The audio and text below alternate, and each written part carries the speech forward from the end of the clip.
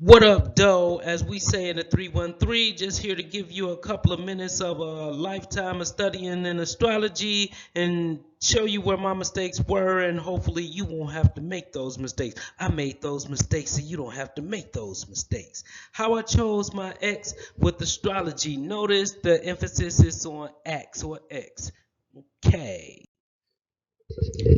So the first thing that you should know is that just like in most serious professions, anybody who have themselves for a client has a fool for a client in the serious things. That's the medical field, and when you are doing astrological delineations, you should always have somebody else to look at your chart, because if you don't, then you will minimize the stuff that you should maximize, and you will maximize the stuff that you should minimize. However special you think you are, it is impossible to be 100% non-biased when it comes to your own chart. So that being said, let's move forward. Now, in this case, we had a Scorpio sun, which is me, versus a Taurus sun, which is she. And the thing about it is, whenever you have suns or signs, period, that is on the same cross, they are going to have a soul connection. That soul connection means that they are going to, 9 times out of 10, be inside of each other's life for a great deal of time. And the thing about soul connections is they are not the harmonious connections that comes when the sign is of your same element, like a water sign with another water sign, an earth sign with another earth sign. But the thing about these signs that's on the same crosses is the relationships is built off of struggles and the things that you go through. So if the other things in the chart is harmonious, then good. If they are bad, then woo! Wait a minute. This is somebody that's going to be around for a long time, and the way that they're around may not be the way that you want them to be around. So here we had the moon.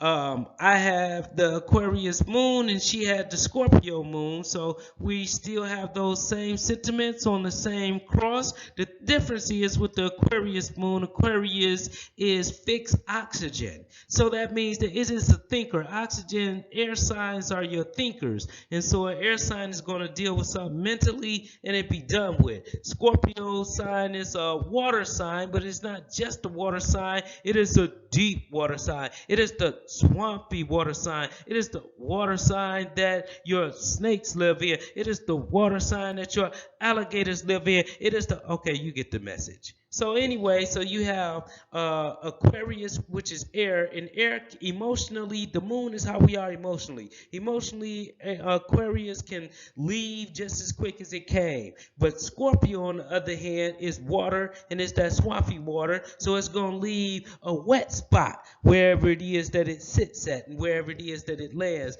And both of them, that wet spot is going to be there for a pretty long time, especially if it's afflicted. Be careful. So then the third factor that we considered was the rising sign. Me, I had the Aquarius and the Capricorn rising sign, and she had the Leo rising sign. Leo is the star. Leo is ruled by the sun. Leo has to have that attention there. And so when it ends up in a negative fashion, then they are going to do what they can do to bring attention to them. And that fact getting the attention to them is going to involve, guess what, y'all? Drama. To whereas the GOAT is just going to sit back and be the greatest of all time. And that Aquarius, that water bearer, is going to give life to the products of the earth. And so, with that being said, I'm just trying to give you a little bit of information so you won't have to go through the things that I went through. I did it I had a bad relationship, so you ain't got to have a bad relationship. I did it so you ain't got to do it. Jump to it. And so for all of our students of astrology, this is not a deep astrological analysis and everything. It's just brief and for the surface, but here's a little bit of expectation so you can go through and see where the squares, where the trines, where the oppositions, where the quincunxes and all of the mutual receptions and all of those things took place. and do your math and the knowledge on your own. Or you can wait until the next video how I chose my stalking ex using astrology, where I go step by step in each fashion. And finally, I also even gave you the egg, the great egg, the universal egg that has my chart on the outside and her chart on the inside. And you can see where the Neptune and the moon coming from her chart was conjuncting the sun from my chart, which is on the 10th house of my chart, the 4th house on her chart, opposing the stuff in the 10th house on her chart, and Saturn, which is lies